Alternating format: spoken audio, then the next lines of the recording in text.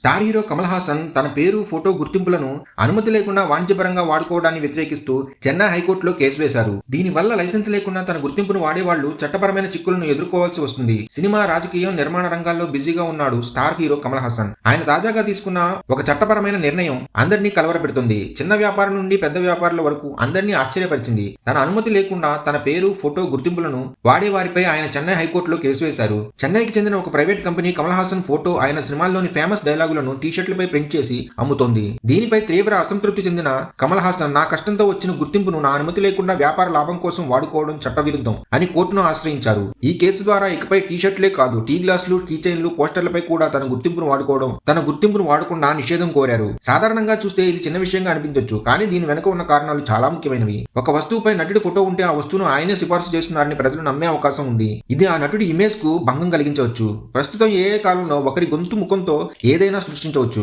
భవిష్యత్తులో తన గొంతు లేదా రూపాన్ని తప్పుడు ప్రచారాలకు వాడకూడదని కమల్ గట్టిగా అనుకుంటున్నారంట. ఒక సెలబ్రిటీ తన గుర్తింపుని ఎలా వాడుకోవాలో నిర్ణయించుకునే పూర్తి హక్కు ఆయనకే ఉంటుంది. దాన్ని ఉల్లంఘించే వారిపై చట్టపరమైన చర్యలకే ఈ కేసు.